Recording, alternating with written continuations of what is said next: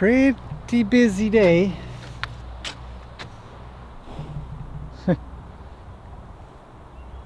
Got these two in the arena. They're getting along pretty good. Lena tells her what to do. She does it. It's a good relationship. No fighting. Okay, man, I have been busy with all kinds of things. I thought I'd come back here to visit Peggy. Because you guys don't get to see too much of her. Busy with the other horsies. Hi, Peggy. Oh, you have rolled recently. Hello. How's it going? And I've got a whole long video for the part 2 of Gracie's trimming. I'm going to just place you guys up here like so. A whole part 2 of Gracie's trimming, or part 2 of Gracie of her trimming. And let's see, put you there. Oh,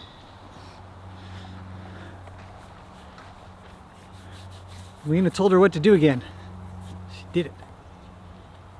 All right. Now I don't have a lot of time because I got a lot of other things, but I want to tell you guys really quickly. It's a real sort of update video. Everybody's doing great, but I did this massive, long video of Gracie's feet. So everybody that's looking forward to that, that's coming up really quickly. But it's long, so hopefully you'll like it. It's a lot of information, enough that I thought it'll cover a lot of things, and if you have any questions you can ask. But she's trimmed down a little bit more, and we've got probably a couple more trims to go, but I'll talk about that in the next video. For today, I thought I would go over I don't have I wish I had enough time to talk about or to type out all of the answers to questions that are coming in lately. I've got tons, so I thought I would do a Q&A. Q&As are kind of easy to sort of do, because the answers, I don't know, they don't always come easy, but at least I can sort of voice them out, and you can think about, you know, it's for the person that's asked, you can think about what I said, ask again, or maybe it's good understanding. So I've got YouTube open here, and there's a few questions in here a few comments in here that I thought I would talk about. And one of the first ones is when I was doing the video on Fury of him riding, and I would get on him from a mounting block, and I'd ride him off, and I'd do some stuff, I'd get off and I'd go back to the mounting block, showing or I was explaining that I was trying to get him really good with the mounting block. And I got a comment that said also show mounting without a block, as there's going to be times when you cross a busy street, or you know, you're in the middle of nowhere or something, and you got to get on and off with no mounting block around. I think that's a great idea. Not mounting with something that gives you a leg up, something, you know, you're going to have that happen. It's a good thing to practice. I don't do it a heck of a lot, because a lot of my stuff is done where there is something that I can sort of climb up on and then easily hop on. It's just easier. It's just an easier way to get on a horse. Great idea though. Excellent suggestion. Thanks for making it. I recommend to other people as well. Try to get on your horse in all different ways, you know. So Gracie's chewing on something over there she shouldn't be chewing on. Okay. The next one was this is a really good one, because it's covered a lot in a lot of trainers or a lot of videos out there, and so it's an excellent question. Okay, hang on, I gotta go deal with Gracie. Okay, I'm back. Just chewing on the wood. And if anybody asks me, how do you get horses not to chew on wood? I don't know. Don't have them bored. She's bored. She's kind of just goofing off, really. So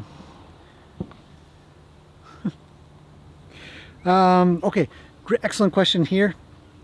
A lot of just this. Who is this? Virginia. Okay. She says there's so many approaches to dealing with horses. It's true. I mean, yeah, it's true. I would be interested in your thoughts on the concepts of hooking on and of lateral flexion sometime when you have time. I have time right now. Lateral flexion. If any of you don't know what lateral flexion is, I mean, it'd probably be easier if I had a horse here, but essentially if the horse is here and you sort of pull the rein over, their head should come this way. If this is their body, here, their withers are here. So they'll flex this way or this way. So lateral flexion, so sideways flexing of the neck. And what do I think of it? It's a tool in a large tool set. I think in some cases it does get overused. It's really hard to explain exactly when it gets overused. The purpose of lateral flexion, as I understand it and have used it, and I was just recently working with another lady on the idea of being able to move the head with the feet and without the feet. And so I think I might try to do a video directly on this, but I think lateral flexion can be very good. I think you can teach your horse to give to the rein or some other indication, some other aid that says, please move your head, move your nose, because when you're riding, you need to be able to move the nose really lightly. And lateral flexion, testing that lateral flexion and getting it really good, can get it to where you can be really accurate. And if you can be really accurate in getting the nose, it means you're paying attention. It means that you're not going to have a fight when it's the wrong way. You could lose one rein. You could have only one rein, and you need to have that lateral flexion that happens. And then there's two parts of that. There's the part where they don't move their feet, and there's the part where they lateral flex. They flex laterally, and they also move their back end. A lateral flexion doesn't usually come with moving the front end, it comes with moving the back end. So it's a big topic. I like it. It's useful. In some cases, I think it gets overused and people use it to show they've got some form of control, and they don't. They just happen to be able to bend their horse. And then she's chewing on the tree now. Oh well, everybody chews on the tree. So I think it's really good. The second thing, what's the second thing? Oh, hooking on. Hooking on is a word used by Ray Hunt originally, I think, or Tom Dorrance. I don't know. Definitely one of those guys that sort of came up with the idea of hooking on. Monty Roberts calls it something else. Pirelli calls it something. You know, all the more famous trainers have this idea that when you're working with a horse, they are with you. And if you sort of bug them enough and you kind of get at them enough, they'll just sort of go with you, like a foal does with its mom. And where the mom goes, the baby goes, kind of thing. And they're what's called hooked on.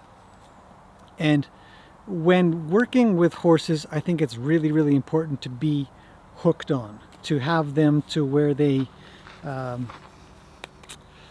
the way I would put it. They're really in tune with you, and you are in tune with them. You have to hook onto them as much as they hook onto you. You owe them the, what's the word?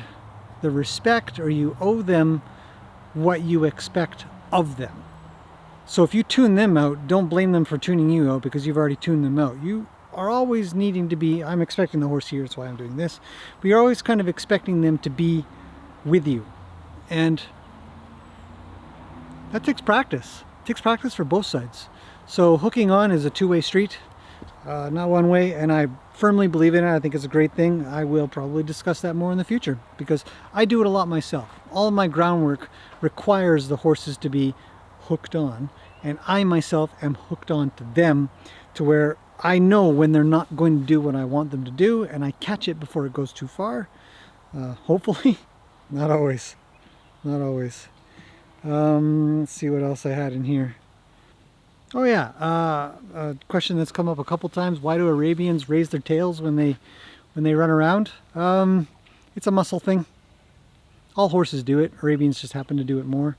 They're essentially just, I don't know how to explain it, they're sort of flexing themselves, and that's the way their conformation sort of exists. And as such, that muscles pull the tail up and off they go. So just a normal conformation thing, and all horses do it. Some more than others. Arabians are the most noticeable. Question: have you put baby Gracie with Fury? Not yet, but I like your idea, so I'm going to do it. When I do it, I'll get video. 2 Arabians in the arena, wouldn't that be cool? Anyhow.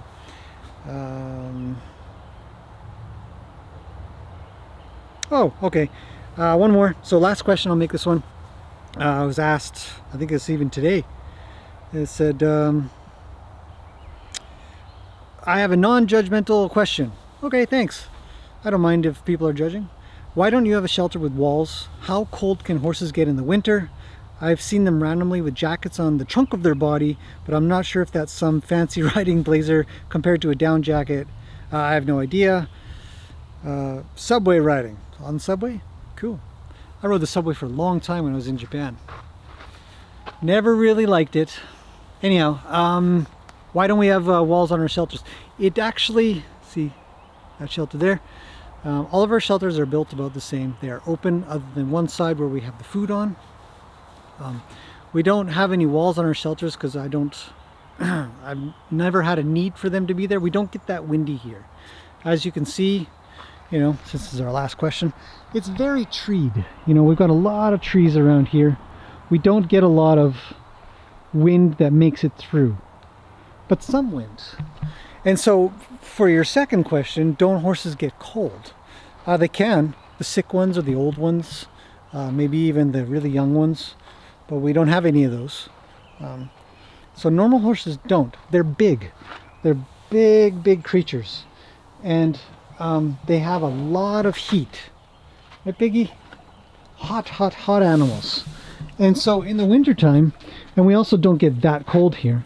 So in the wintertime, it's not generally that cold. If the horse gets really wet and stays wet and it's really cold or sleet, I have a video up of where Luke got stuck out in a sleety, sort of rainy day, and I had to go get him because he didn't have anything on him. There's no shelter there for him to be able to dry off. He was shivering, so that's no good. You don't want that. So horses can get cold if they get all wet. They can get cold if they don't have shelter, and they can get cold further if they don't have a regular supply of food, which our horses also have. Our horses here have 24/7 food. Everybody gets shelter to get out of the rain, and as such, it is unusual for them to get cold enough to need anything to keep them warm. They keep themselves warm because they're big animals, large mass animals, all produce a lot of heat, and especially even just for our winters, the main concern of our winters isn't so much that they're really cold, but that they're wet. There are times when a blanket, as you say, a down jacket kind of thing is required, and some people are far more sensitive to that than others, and will do it more often. To each his own. They can keep a horse warm if they're dry, if these blankets stay dry. If the blankets get wet, just turns into a big soggy cold mess, and I don't believe it's better than having nothing at that point. Unless it's keeping more rain off of them, and then there'll be sort of a layer of warm blanket in between the outside layer. But yeah, so it really depends on the environment, whether or not their bodies can create heat, which they do through eating. Very normal. So hopefully that helps. Hopefully that answers your questions. So June 2018 Q&A officially done. I will post a link to this video in all of those comments. If you guys have any more questions or comments, let me know. Okay, I got other things to look at her. Look at this baby horse. She's all the way through there. She's gonna fall down. Oh, Lena's down for a nap. All right, folks, I'm gonna end that there. Thank you very much for watching. Yep, zoom that out. Thanks for watching. Thanks for your questions and comments. A lot of really nice comments. You guys are so friendly. It's really nice. But I'll see you guys again pretty soon. I will have that video up of Gracie's feet, hopefully tomorrow. It's a big one. So, okay. See you soon.